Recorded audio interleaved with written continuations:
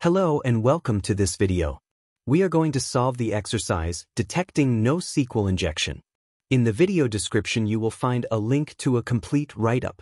If you have any questions during the video, take a look at the write-up. Everything is explained in more detail there. This exercise has the difficulty level in Apprentice, and the goal is to display all products of the store, regardless of whether they are published or not. The database backend is MongoDB. To solve this exercise, we need the Burp suite in the Community or Professional edition. After starting the exercise, the store should look like the one in the video. However, it is possible that the products in the store are different, as the Web Security Academy exercises are generated again and again. It is important to note that this has no influence on the solution. At the top left you can see the filters for the product categories. At least one category must be selected here in order to continue with the solution. Switch to the Burp suite and open the Burp proxy. In Burp proxy you will find a tab called HTTP History, which you can now open. The HTTP history displays all requests that were routed through Burp. Only the requests that were sent to our application are of interest. We now search for a request to a product category and send it to Burp Repeater. To do this, move the mouse over the request and press the right mouse button. This opens a context menu in which you select Send to Repeater. Switch to the Burp Repeater and take a closer look at the request in the Request section. The first line of the request is particularly relevant in this context. In the course materials, we learned about a fuzz string for MongoDB. When using this string, an evaluation of each individual character is required to identify the correct parameter. To simplify matters, we use the single apostrophe and append it to our product category, GIFs. The first line of the request should now look like this. Send this request and analyze the response.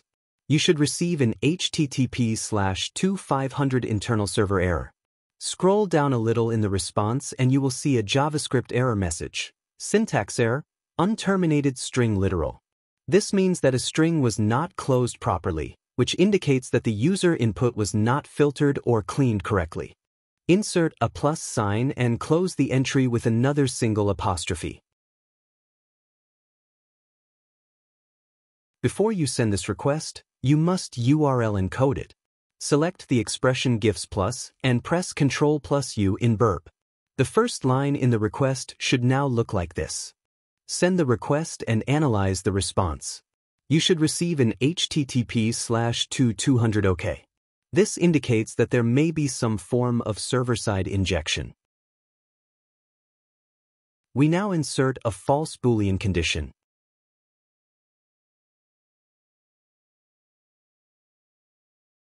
Before we can send the request, we must first URL encode it.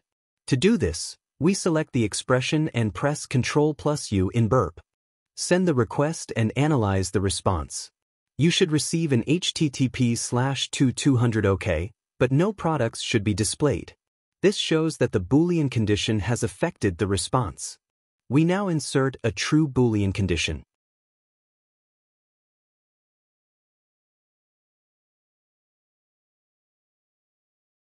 Before we can send the request, we must first URL encode it.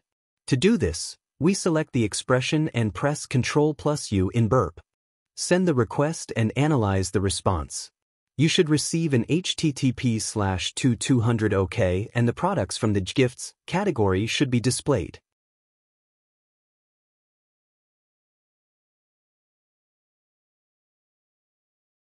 Now we want to display all products from the store. To do this, we use an expression that is always true.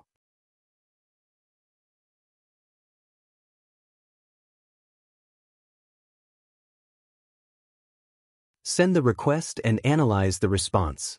You should receive an HTTP/2200 OK and all products in the store should be displayed.